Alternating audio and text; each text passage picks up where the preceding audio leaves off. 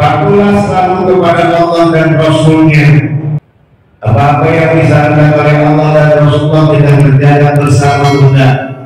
Kemana kakek Bunda Syekhatul Qadir berbicara, pastilah kembali pada bahasa hati. Kepatuhan kita kepada Allah dan Rasulullah selama ini dan kita kerjakan, pertanyaannya, hati kita sudah disertakan melaksanakan perintah Allah dan Rasulullah. Jangan-jangan cuma tubuh kita saja yang ikut mengerjakan perintah Allah dan Rasulullah, hati kita tidak ikut serta, cuma melakukan kenyamanan diri.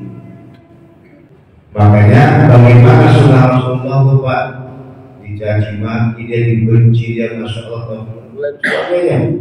Di saat itu Rasulullah tetap hanya mencintai Allah. Pahitnya hidup yang kita hadapi belumlah seujung kuku Nabi Muhammad.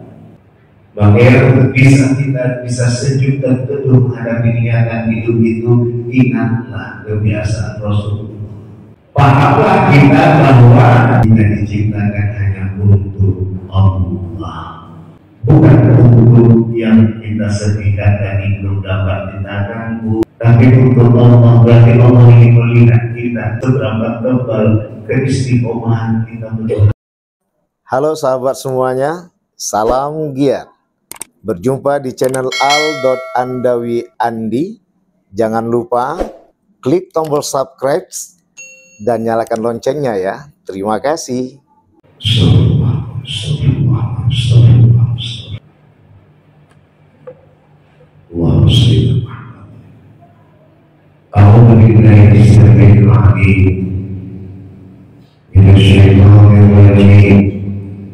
Bismillahirrahmanirrahim. Assalamualaikum warahmatullahi wabarakatuh.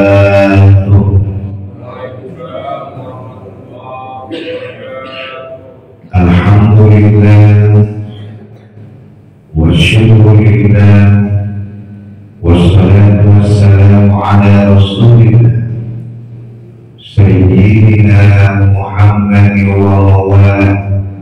Asyhadu an la ilaha illallah wahdahu la syarika wa asyhadu anna Muhammadan abduhu wa rasuluh la nabiyya ba'dah.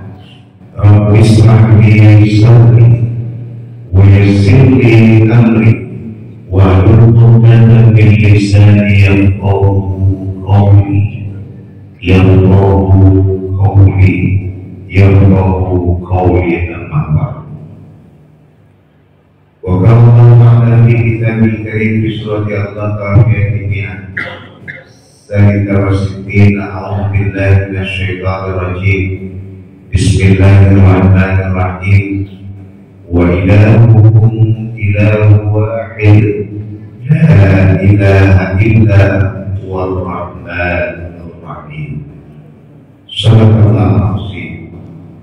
Illa bi'akatina bikulli ma sallallahu inna syarra dawabi'inna Allah subhul ladhi la ya'qilun.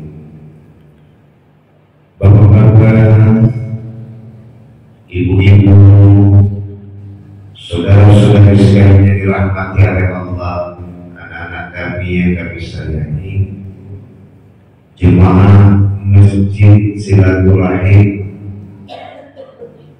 Jalan Rantai di lingkungan 7 Kelurahan Pahlawan, Binjai Utara, Kota Binjai, Sumatera Utara, Republik Indonesia, Negara Kesatuan yang kita cinta. Semoga selalu dalam lindungan Allah serta ridho dan keberkahannya. Amin ya rabbal alamin. Puji syukur kita limpahkan kehadirat Allah. Pada hari ini kita berada di penghujung Muharram, 24 Muharram 1447 Hijriah, bertepatan pada tanggal 20 Juli 2025 Milenial. Allah perjumpakan kita kembali dalam kajian tasawuf yang akan kita kupas bersama nanti, yang kajian intinya adalah bagaimana kita bisa mewarnai perilaku kita sehari-hari hanyalah kembali kepada Allah yang Maha Suci, yang dikenal dengan akhlakul karimah. Maka disinilah yang kita akan kembalikan nuansa kajian tasawuf ini, membangun bagaimana kita benar-benar menjadi hamba Allah yang berakhlak, hamba Allah yang menyadari bahwa kita adalah diciptakan oleh Allah. Kalau sudah kita mengetahui bahwa kita hanya diciptakan oleh Allah, tentunya kita akan menyadari tujuan diciptakan kita untuk apa. Apalagi kalau bukan untuk menyembah Allah. Maka di dalam Futhul Ghaib Syekh Abdul Qadir Jailani, kita melanjut kaji dalam buku Futhul Ghaib ini membahas tentang banyak nasihat-nasihat Syekh Abdul Qadir Jailani. Dari ragam 73 artikel itu dibuat dari 73 nasihat sederhana yang insya Allah kita akan jelaskan pelan-pelan. Semuanya mengacu kepada satu sumber, yaitu walillahum ilahu wahid. Tuhan kamu sekalian, Tuhan kita hanyalah Tuhan yang satu. La ilaha illa huwar rahmanur rahim. Tidak ada Tuhan selain Dia, karena Dialah yang Maha Pengasih dan Dialah yang Maha Penyayang. Nanti kita akan jelas. Salam dan salam pada baginda besar Nabi Muhammad sallallahu alaihi wasallam. Ayahanda dan bunda sekalian yang dimuliakan oleh Allah. Maka dalam hal ini yang harus kita sadari adalah ketika berbicara tentang Rahman dan Rahim, sebelum kita ulas bagaimana nasihat yang akan dibagikan oleh Syekh Abdul Qadir Jailani buat kita semua, bahwa Rahman itu adalah pemberian yang tidak memandang siapapun, apapun dia, siapapun dalam arti apakah dia jin dan manusia yang menyembah Allah atau jin dan manusia yang tak menyembah Allah, ia pun tetap dibagikan. Dan apapun itu termasuk yang tidak menyembah Allah dalam arti adalah yang tak mempunyai kewajiban. Karena kewajiban itu kepada jin dan manusia. Semuanya dibagikan Allah.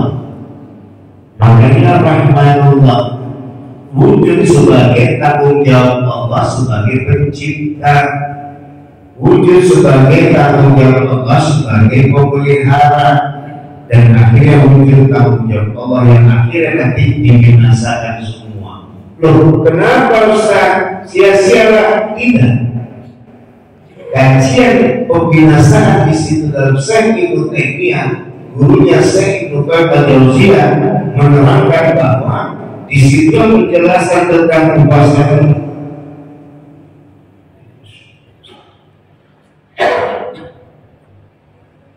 di situ penjelasan tentang pembahasan bahwa hidup yang kekal itu bukan di dunia tapi di akhirat. Jadi gak ada yang disia-siakan di situ, udah diciptakan, dipelihara, dihancurkan. Enggak. Kalau begitu bahasanya, buat apa anak dan cucu kita masukkan sekolah? Habis 6 tahun udah kita bayar SPP-nya, kita bayar uang bangunannya, cuman hanya 6 tahun saja kita tinggalkan itu saja. Udah, bukan di situ. Itulah fisik yang tadi nggak perlu dikupas, tapi adalah hal yang psikologis, yang kejiwaan, hal yang batini yang akan diangkatkan. Itu yang akan menjadi modal utama untuk menuju kepada kehidupan yang sesungguhnya, adalah yang disebut kehidupan akhirat. Maka nanti dalam rukun iman masuk kepada rukun iman kelima, beriman kepada hari akhir. Kalau bicara hari akhir, dua gaungnya surga dan neraka.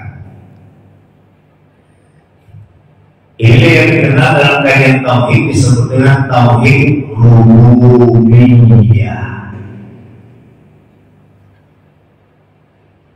Maka sampai sakit itu pun datang dari Allah, obat itu pun datang dari Allah. Sakit dan obat itu, sakit dan sehat itu, penyakit dan obat itu adalah dari Allah.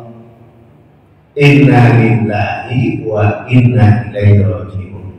Sedangkan rahimnya itulah kasih sayangnya Allah. Dalam hadis yang diriwayatkan oleh Bukhari Muslim dan muttafaqun alaih menjelaskan tentang bahwa 99% itu sayang Allah dibagikan kepada yang menyembah Allah. Loh, enggak 100% Ustaz? Begitulah wujud kehadiran Allah. Yang 1% lagi siapa?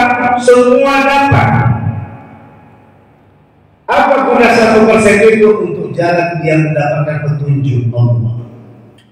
Termasuklah tadi adalah iblis laknatullah alaihi. Berapa kali iblis sudah petunjuk Allah, Pak?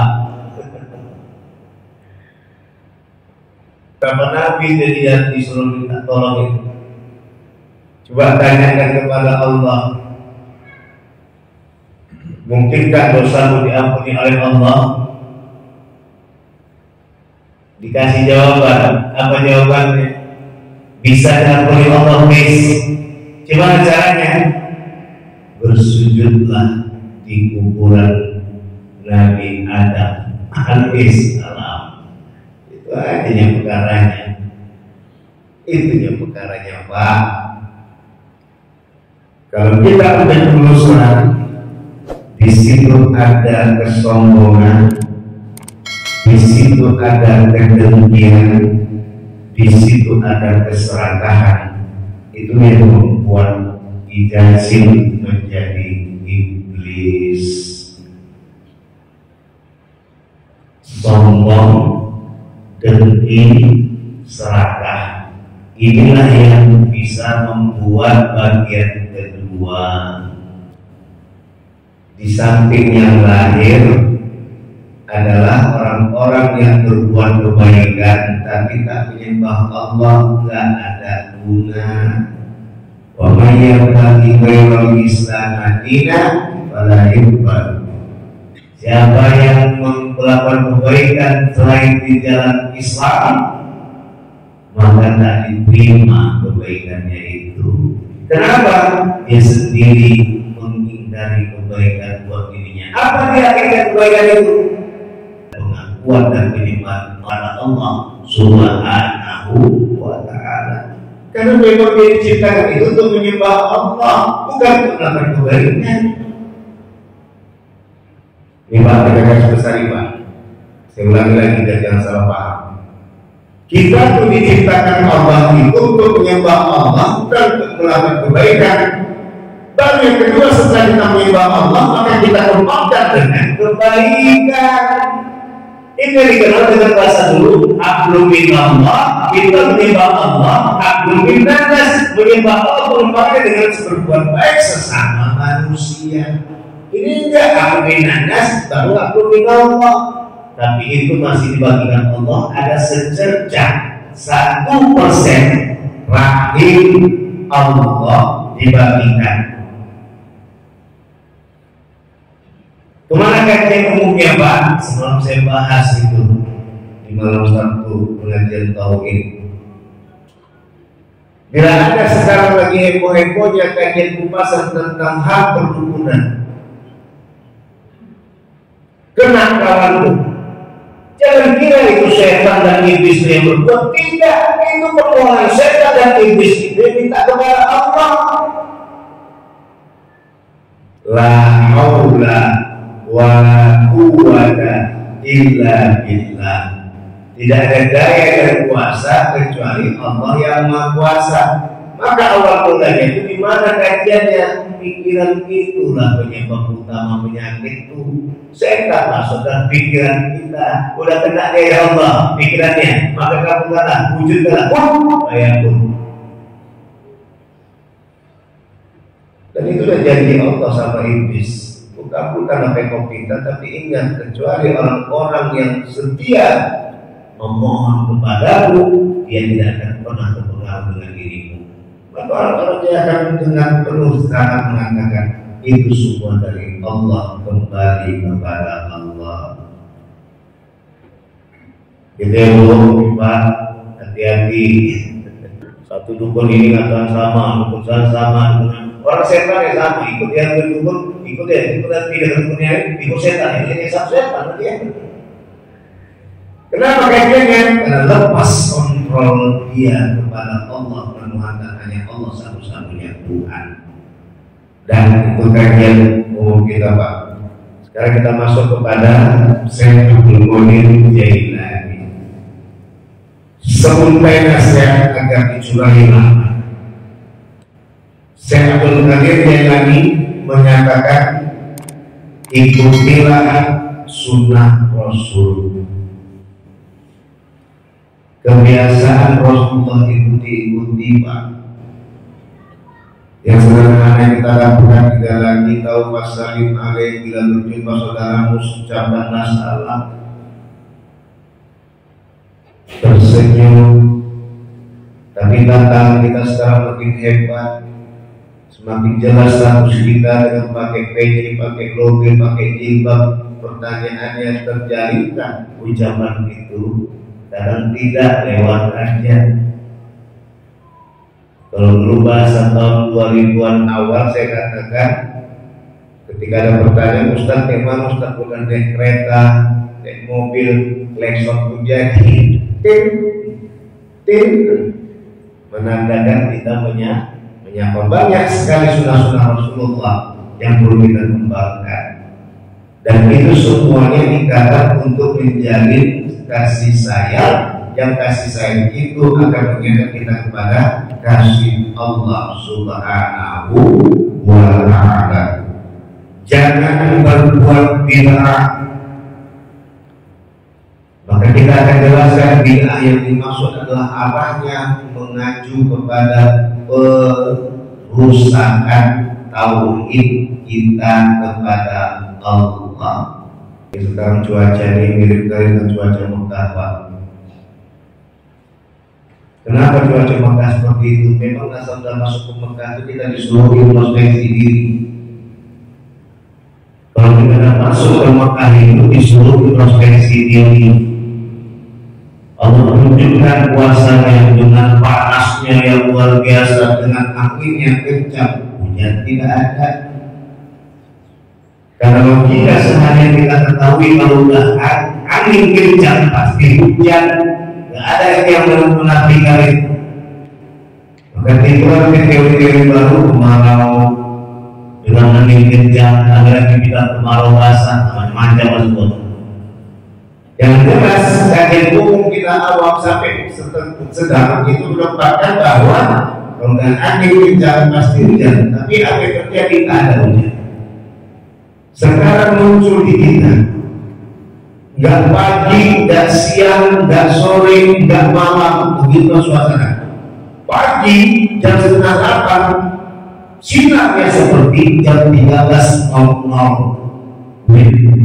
pukul 1 siang.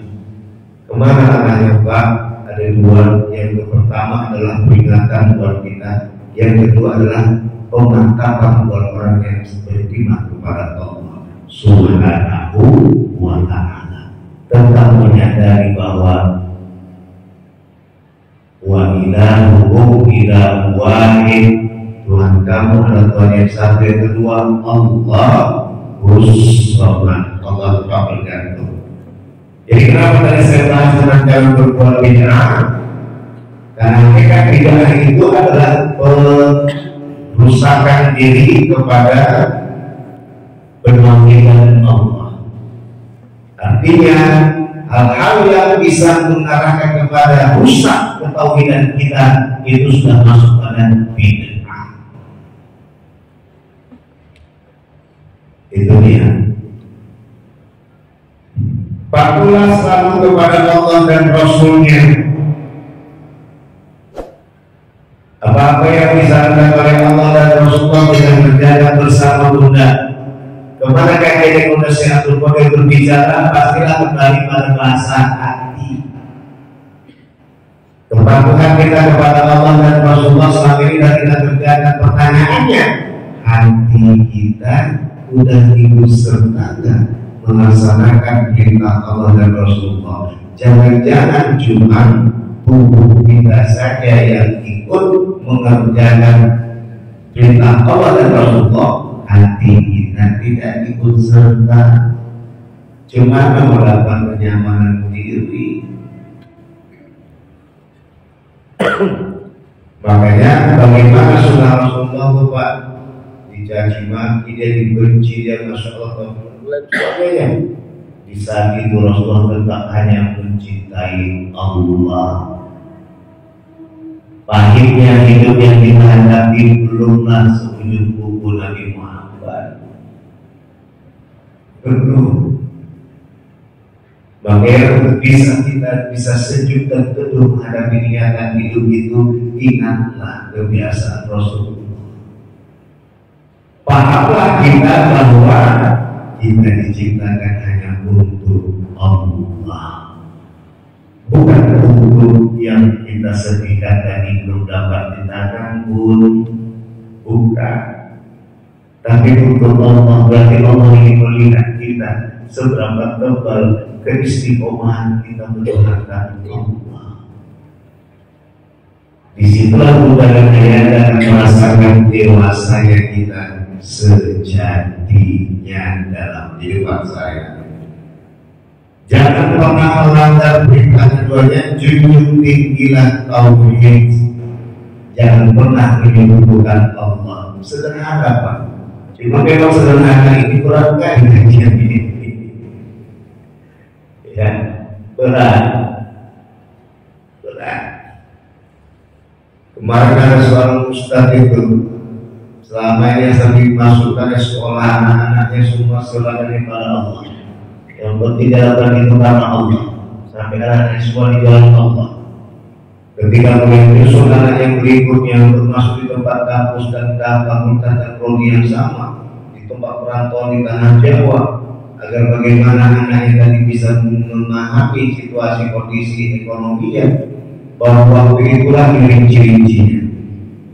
Ternyata perbulan itu dibuat nalar.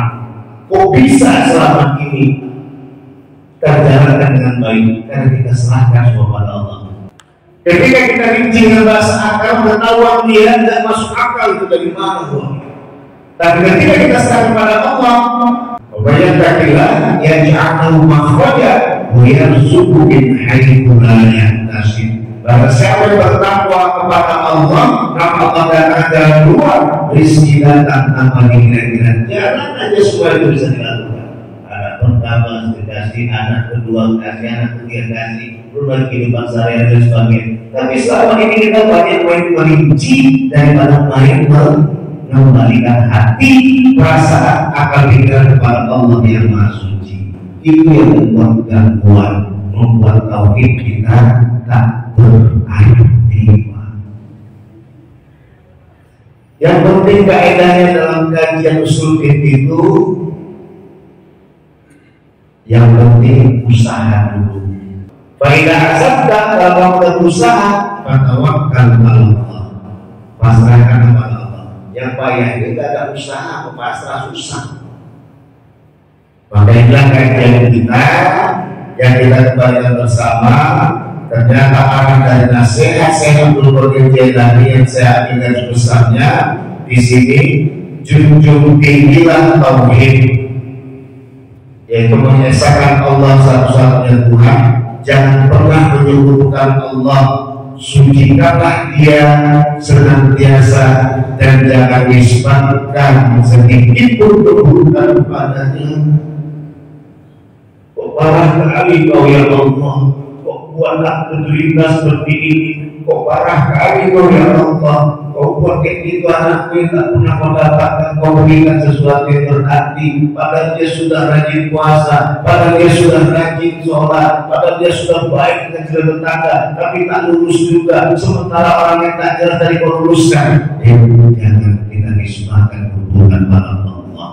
Baik menurut kita, tentu baik menurut Allah. Bisa jadi buruk menurut kita, baik menurut Allah. Jangan kita berharap itu baik, ternyata buruk menurut Allah. Sebab apa? Kita contoh ketika orang yang belum menjadi anggota dewan luar biasa kajian, tapi setelah menjadi anggota dewan lupa dengan masyarakat di sekitar. Itulah kajian, istilahnya orang berlulus. Para Allah mengampun, para bapak sekalian kita minta maaf.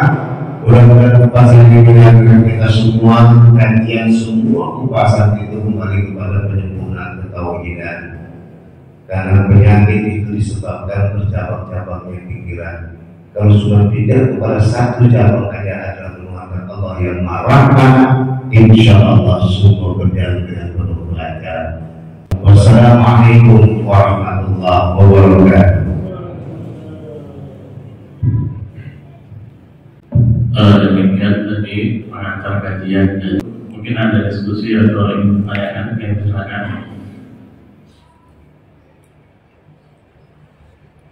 Izin ya Pak, Bu. Silakan Pak.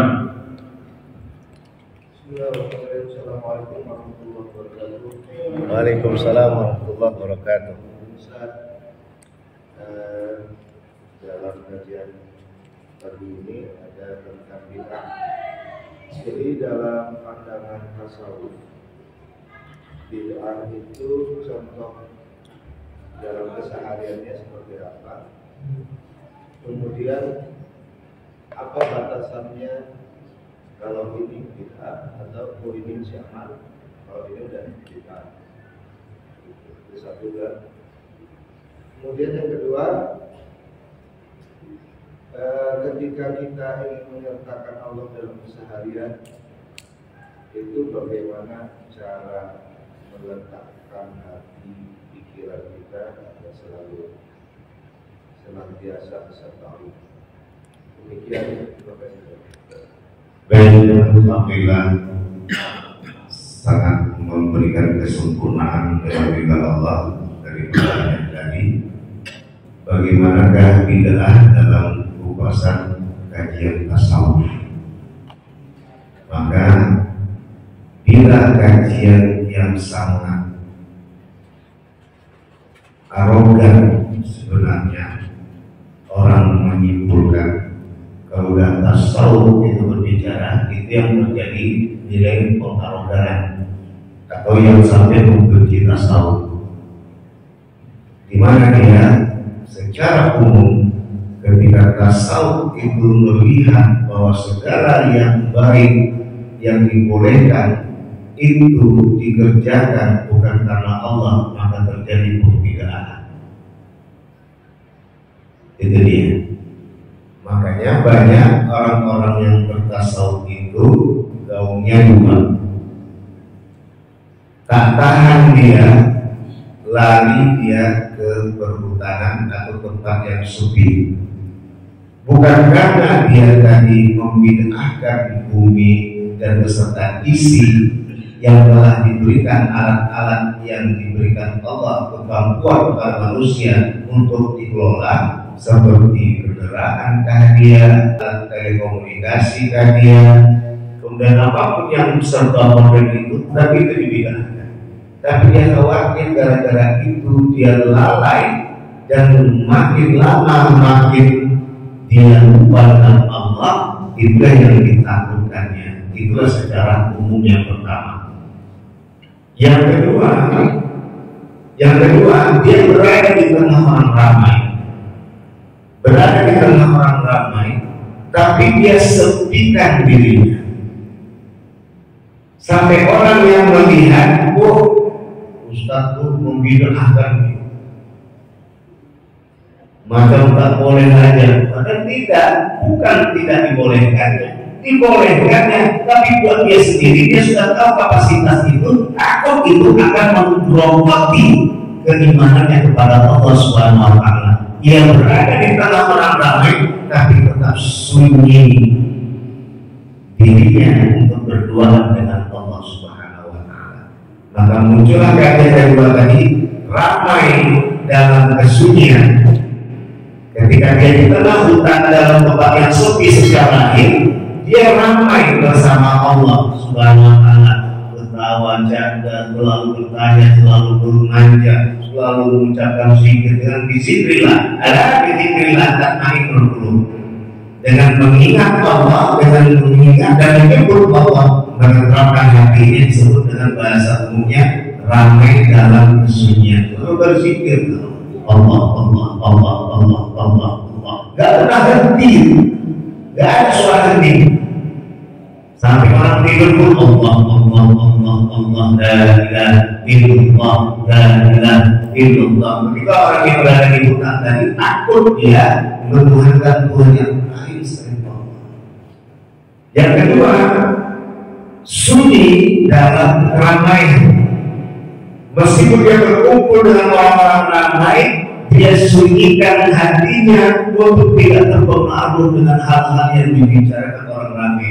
Apakah itu harta, apakah itu jabatan. Bahkan sampai-sampai harta dan jabatan itu ada pada dirinya, dia tetap mensunyikan hatinya. Dia punya mobil, dia punya rumah megah, dia punya kekuasaan, tapi dia tetap zikrullah.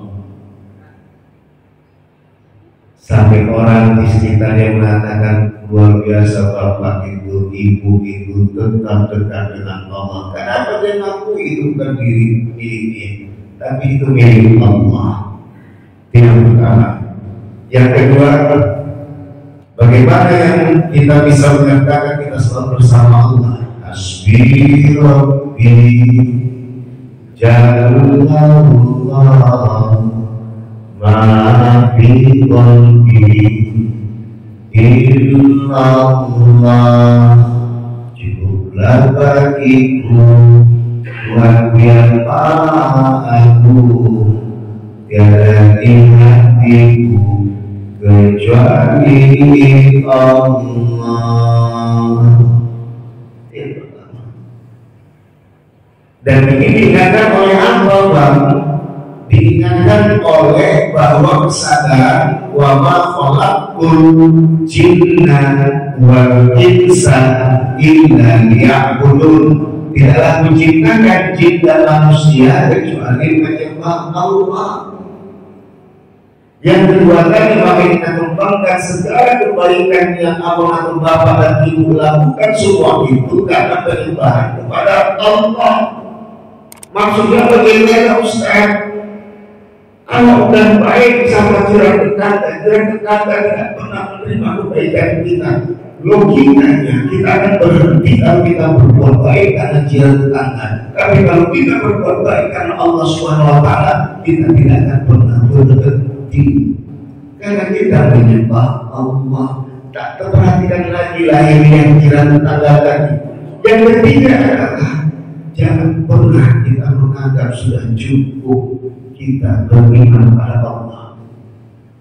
Selalu kurang kita beriman kepada Allah. Karena yang ditunggu adalah keistiqomahan kita kepada Allah untuk mengakui dia sebagai Tuhan. Jangan sampai kita seperti mahasiswa 250 tahun beribadah, akhirnya meninggal dalam keadaan murtad. Padahal ketika sudah dihukum oleh Allah melalui iblis dan dapat petunjuk dari Allah melalui malaikat. Kalau kau melihat sisa pertama, kau akan diampuni Allah.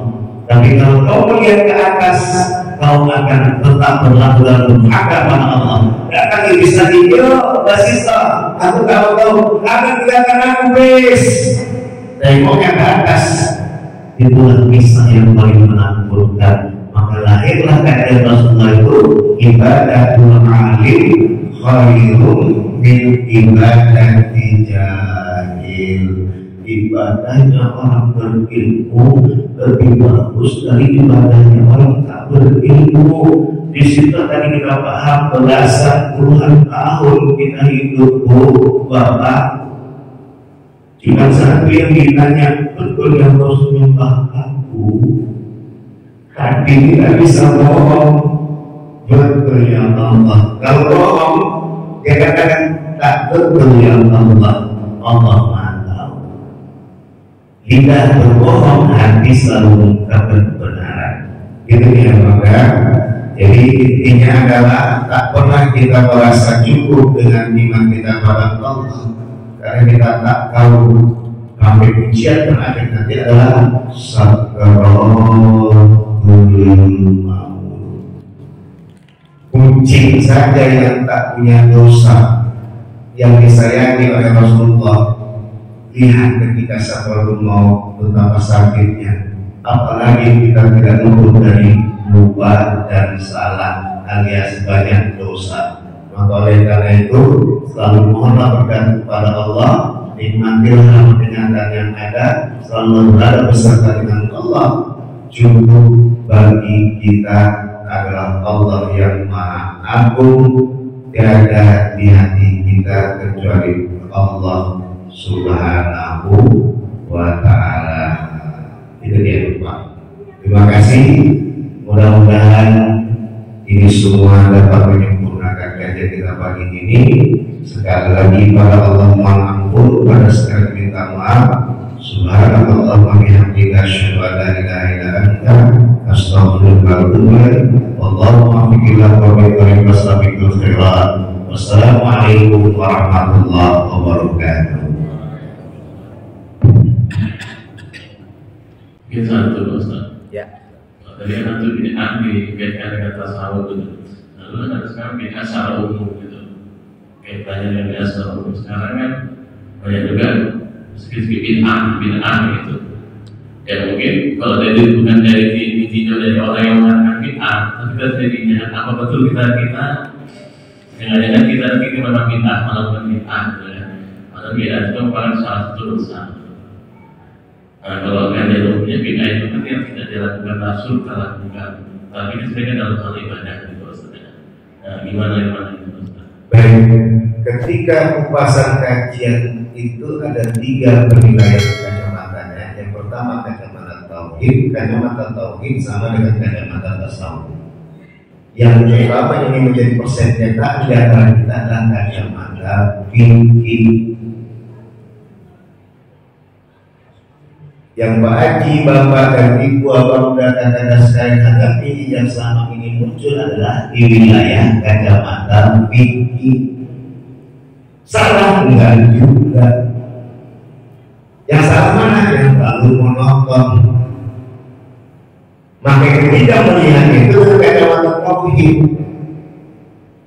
Kenapa? Bisa kita waktu itu melaksanakan Islam wal jelasnya tadi kita tengok tuh orang ya mengadakan pelaksanaan, kemudian panitianya tidak ada satupun yang sholat, dipastikan dia tidak sholat. Dari mana lihatnya? Dari mulai maghrib, karena mereka biasa ngumpul dari mulai asar. Maka yang pertama dikatakan ketika tak melaksanakan itu, maka dikatakan ini bisa jadi bid'ah. Tapi bagaimana? Kenapa Pak? Kita mengadakan peringatan Isra wal Mi'raj, sementara itu diajarkan masalah sholat, klaim sendiri tak sholat. Kalau saya begitu Pak Haji, ketika saya diundang sebagai Isra Mi'raj, tapi ternyata di wilayah sekarang, zaman sekarang ini kalau bahasa seperti itu pedas, tak dipanggil lagi. Padahal kita menjelaskan, saya masuk ke dalam pasar fikih, dan saya singgung dengan pembahasan tauhid dan tasawuf. Itu contoh. Nah, orang yang benci total menonton langsung menangkis terkait itu bid'ah itu ada itu. Kenapa? Terlihat dari secara umum seperti itu, ahli sholat seperti itu, ujungnya bid'ah, nggak ada kasih solusi. Kita tadi kasih solusi. Jadi bagaimana? Meskipun pura-pura mereka tidak ada masalah. Tapi saya katakan jangan adik-adik panitia tak menjaga sholat. Di mana jarang dia tahu kita sholat, kerjakan kalian dari sholat berjemaah. Kalian ada 20 sampai 50 orang, 25 orang aja tidak bisa wakil aman itu. Senang nanti orang kampung. Ini kita tidak, itu dia kajinya. Yang kedua, Ustaz yang membangun itu tadi untuk menyampaikan Israel atau mauin Nabi atau Muhammadan, sementara yang dikedepankan selalu jika acaranya. Pas acara ramai, pas Ustaz ceramah kosong. Orang yang tidak suka berhadir dengan mewakili kepada tidak ada di masa kajian Nabi, merasa dia langsung mengatakan bid'ah. Lagi-lagi tidak ada solusi. Harusnya ada solusi seperti tadi, adalah tadi pendidikan. Bapak pengurus PKM mau memberikan ini dan kita juga harus kerjasama. Nah, bagaimana caranya? Kita buatlah, ya, kita buat bagaimana acara pokoknya kita dapatkan, ya kan? Acara yang lainnya bisa kita tontonkan. Jangan nanti acara pokoknya tak ada yang menonton, acara yang sekedar peran membantu itu pula yang ditonton. Kita nggak pernah mau walau sunnah selama ini. Maka saya nggak peduli Pak. Dari zaman dulu, ketika kita sampaikan Pak Haji, itu bahasa dipanggil syukur dan dipanggil syukur. Itu istirahat. Karena sekarang banyak yang muda-muda yang dua-dua istirahat. Apalagi nanti kalau saya tanya tuh Pak, sampai jam berapa acaranya? Ustaz apa tampilnya? Acaranya apa aja? Kalau saya tengok saya akan 10, kalau nggak mau saya terus ada muda-muda lah. Nanti sampai ke rumah awal jam setengah 1. Awal datangin jam setengah 8. Kaji-kaji itulah sebenarnya nggak pernah kita pikirkan. Kita hanya mau memakmurkan, tapi kita tidak memakmurkan hati kita. Ini wilayah bid'ah fikih. Tapi semua itu ketika disinggung dengan tauhid dan tasawuf, semua itu nggak lari dari bid'ah batiniyah. Itu akhirnya tauhid dan tasawuf. Apa? Ingin tampil, akhirnya dia jadi buatan siapa? Bukan Allah, tapi Tuhan dan dengan kemampuan kita. Ada metode, tapi tidak ada hasil yang dipaparkan. Makanya dalam filsafat itu ada ontologi, epistemologi dan etiologi. Ada dibahas secara keseluruhan, ada dibahas secara bagaimana, ada dibahas secara hasilnya. Maka ditanyakan hasilnya ini untuk apa cara kita lakukan ini? Untuk membangun anak-anak berakhlak mulia. Maka oleh karena itu bagaimana caranya? Anak-anak bisa tampil, tapi anak-anak harus punya syarat. Jangan sampai tak sholat berjemaah.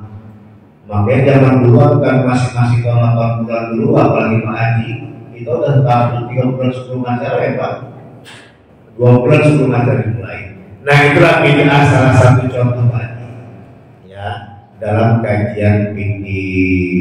Maka akhirnya yang kebablasan kawan-kawan tadi masuklah kereta bid'ah, sholat pengajian dan adat di hari Minggu, hari Ahad, hari Jumat bid'ah. Karena ada pengajian masa Rasulullah. Nah akhirnya itu kan tadi yang tenang teman-teman tadi yang nggak ada kasih solusi sisi bid'ah dan yang nggak teks saja, berakhir semua yang dibid'ahkan gara-gara nggak ada semua di masa Rasulullah. Padahal hakikat dari kebid'ahan itu adalah menjauhkan diri kita dalam menuhankan Allah Subhanahu wa Ta'ala. Itu lagi. Mari kita berdoa kepada Allah Subhanahu wa Ta'ala agar diberkati dan diridhoinya. A'udzubillahi minasyaitonir rajim. Bismillahirrahmanirrahim. Alhamdulillahirabbil alamin wassalatu wassalamu ala asyrofil anbiya'i wal mursalin sayyidina Muhammad wa ala alihi washabbihi ajma'in.